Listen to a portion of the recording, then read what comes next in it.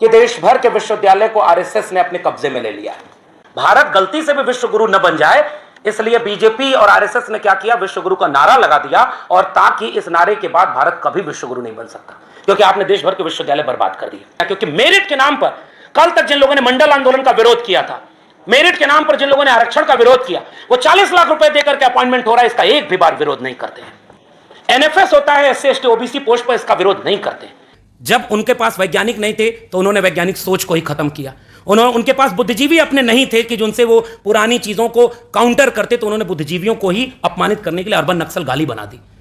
अब उनके पास डिग्री नहीं थी तो उन्होंने सारे देश के युवाओं की डिग्रियों को औचित्यहीन बना दिया है, केवल आरएसएस की डिग्री वाले ही बचेंगे। पूरी शिक्षा व्यवस्था कम्युनल बन गई, और आरएसएस को पता था बीजेपी चुनाव हार जाएगी, कोई बात नहीं, लेकिन एकेडमिक इंस्टीट्यूशन पर मेरे लोग अगर बैठे रहेंगे तो एक प्रोफेसर आरएसएस का बन गया तो 30 साल तक रहेगा और 30 बैच को पढ़ाएगा। आरएसएस कभी मरेगा नहीं। इस 14 साल जिस विश्वविद्यालय में पढ़ाया, मेरा एपीआई स्कोर 100 आउट ऑफ 196 था। टॉपर ऑफ द बैच में अपने यूनिवर्सिटी का था, उसी यूनिवर्सिटी का जिसमें आज प्रोफेसरों को छात्रों के आंदोलन के खिलाफ नारे लगवाया जा रहा है, और आपने कोई मेरिट नहीं देखी। 52 नंबर वाले का परमानेंट किया है, आप मेरिट देख रहे हैं। जब भी हमें ये एहसास होने लगता है कि देश भर के विश्वविद्यालय और उसमें पढ़ाने वाले शिक्षक, खासकर प्रोफेसर्स, या तो पूरी तरह सरकार के गुलाम हो चुके हैं या ऋण विहीन हो चुके हैं, अचानक कोई जेएनयू टीए खड़ा होकर कहता है कि नहीं, अभी भी लड़ने वाले कुछ लोग हैं। इस प्रेस कॉन्फ्रेंस के बहाने जो लड़ाई जेएनयू टीए और पूरा जेएनयू लड़ रहा है, मैं उसके साथ अपनी सहमति दर्ज कराने के लिए यहाँ मौजूद हूँ। और जिस वक्त ये लगता है कि अब इस देश का सारा मीडिया केवल सत्ता के दरबार में दरबारी बन चुका है, उसी बीच कोई रिपोर्टर्स कलेक्टिव आ के हमारे सामने ऐसी एक खोजी पत्रकारिता करता है जैसी खोजी पत्रकारिता की हर एक विश्वविद्यालय को जरूरत है, क्योंकि केवल जेएनयू में ही इस तरह की धांधली, भ्रष्टाचार नहीं हुआ है।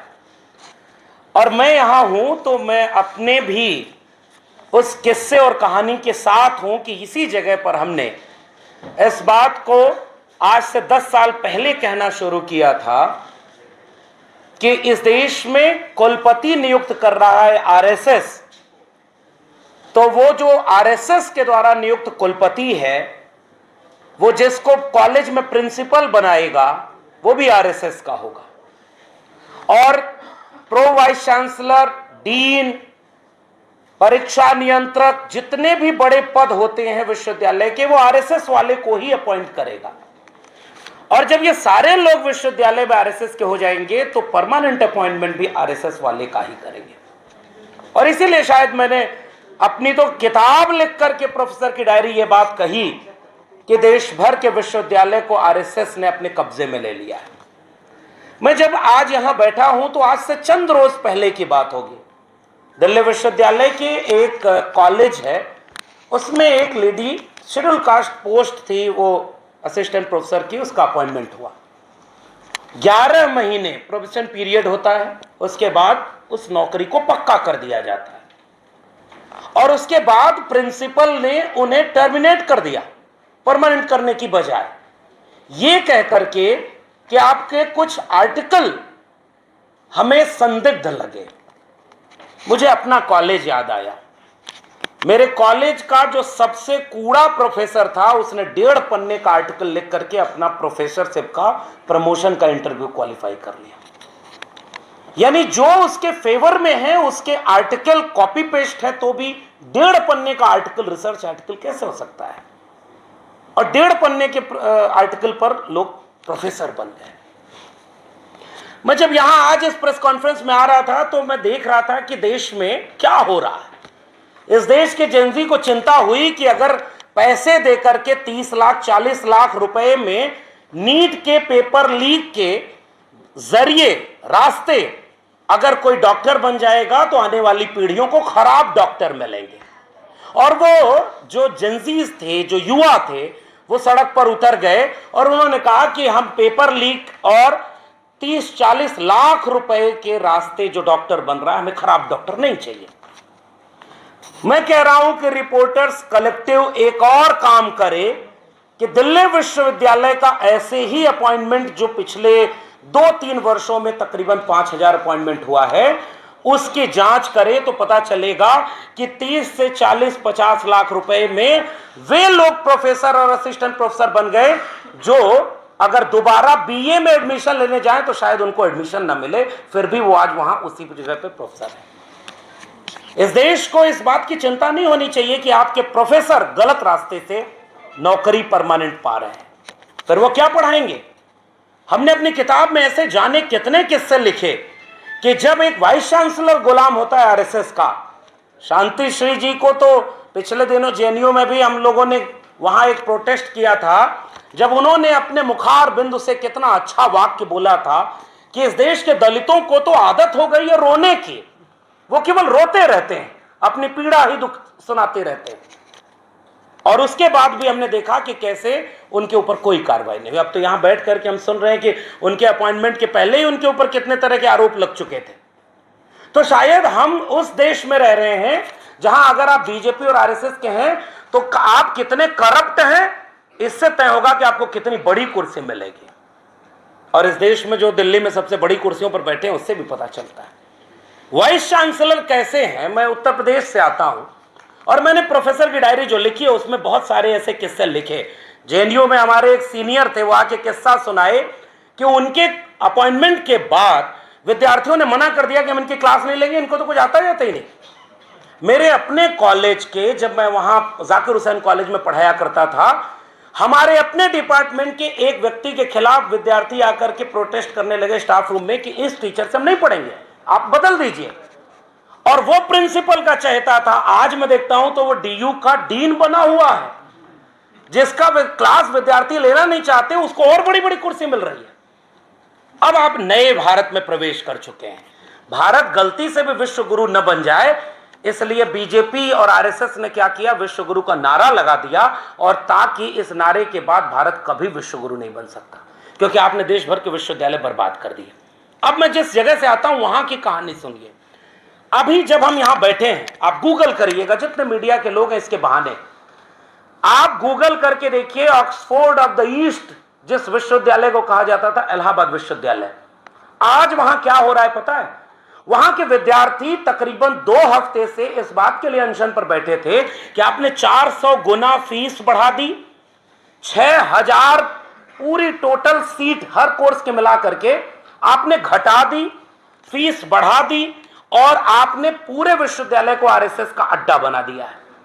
और आज जब वो प्रोटेस्ट कर रहे थे, उनके ऊपर पुलिस का लाठीचार्ज हुआ है, कई घायल हुए हैं, और कुलपति उनसे बात नहीं कर रहे। ये देश के ऑक्सफोर्ड ऑफ द ईस्ट है। दूसरा विश्वविद्यालय है गोरखपुर विश्वविद्यालय, जहां से उत्तर प्रदेश के मुख्यमंत्री भी आते हैं। इसकी 2 कहानी बता रहा हूं, तब आपको पता चलेगा केवल जेएनयू ही आरएसएस का गुलाम नहीं बना है, देश का हर कैंपस आरएसएस का गुलाम बन चुका है। खुद बीजेपी के द्वारा नियुक्त राज्यपाल गोरखपुर विश्वविद्यालय में एक कार्यक्रम में जाती हैं और वो क्या आरोप लगाती हैं कि विश्वविद्यालय में जो मेस चल नहीं रहा, हॉस्टल में कोई फंक्शन है नहीं उस तरह से, वो बाहर से टिफिन आती है और टिफिन में नशीली वनस्पति भी सप्लाई हो रही है। कहां? विश्वविद्यालय के भीतर। अपॉइंटमेंट गलत हो रहा है, सब कुछ गलत हो रहा है। उसके बाद वो वाइस चांसलर और तमाम लोगों के सामने कहती हैं आपका विश्वविद्यालय बर्बाद हो रहा है। और जब विश्वविद्यालय के विद्यार्थी अपने कुलपति से मिलने जाते हैं तो वो कुलपति उनके ऊपर लाठीचार्ज, फर्जी मुकदमे।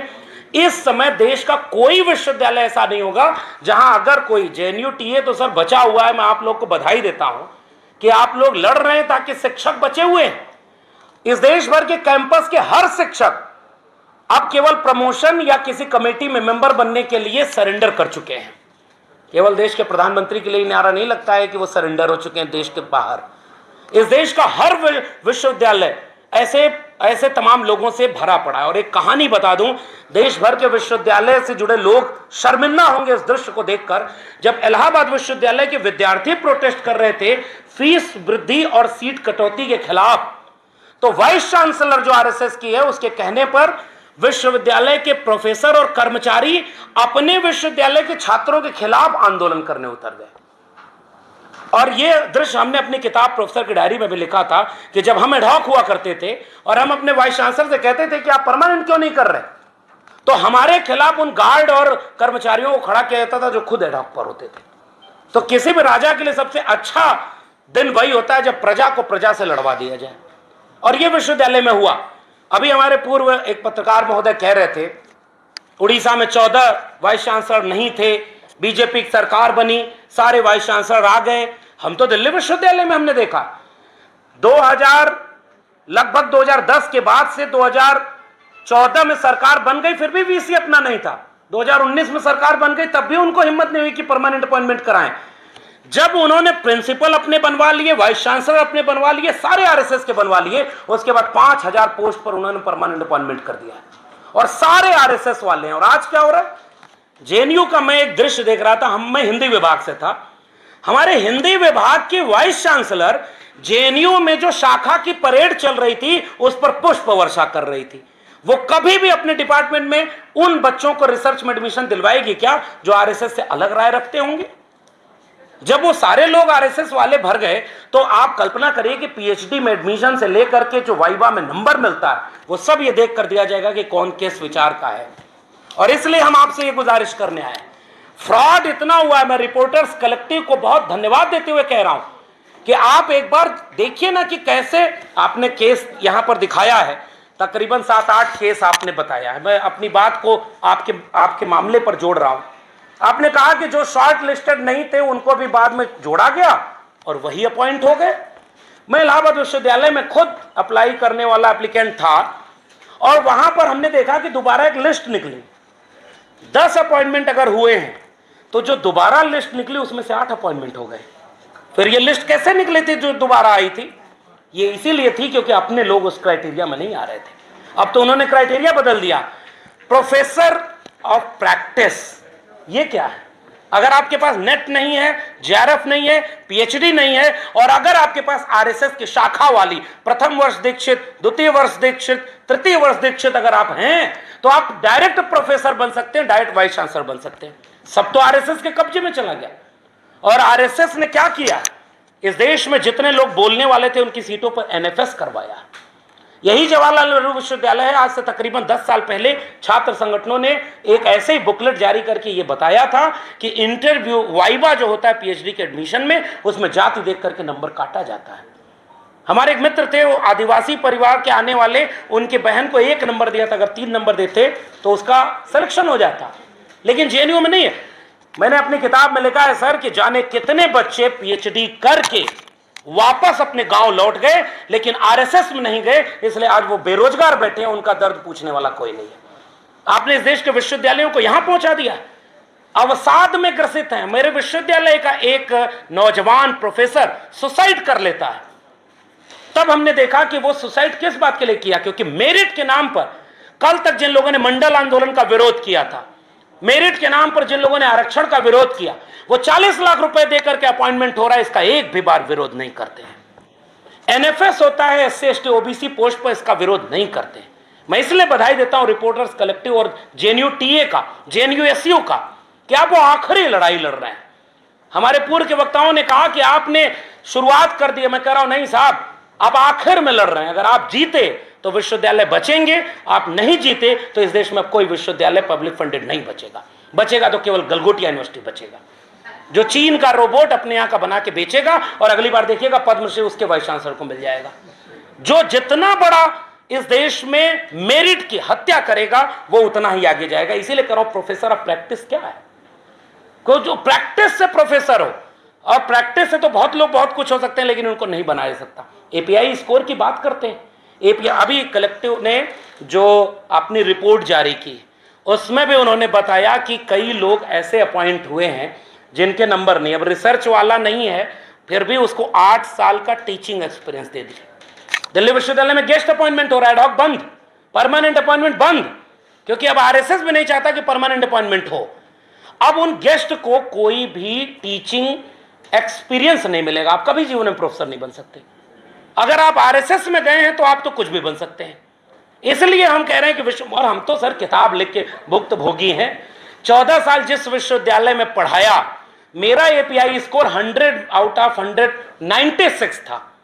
टॉपर ऑफ द बैच मैं अपने यूनिवर्सिटी का था, उसी यूनिवर्सिटी का जिसमें आज प्रोफेसरों को छात्रों के आंदोलन के खिलाफ नारे लगवाया जा रहा है, और आपने कोई मेरिट नहीं देखी। 52 नंबर वाले का परमानेंट किया है, आप मेरिट देख रहे हैं। ये तो मैं इसलिए कह रहा हूं कि आप जब मीडिया पूरी दरबारी बनी है तब आप कम से कम काम कराए, लेकिन मैं कह रहा हूं इस मीडिया घराने को इतनी ताकत मिले कि देश भर के विश्वविद्यालय की जांच करे, इससे ज्यादा खराब नतीजे उस रिपोर्ट में मिलेंगे।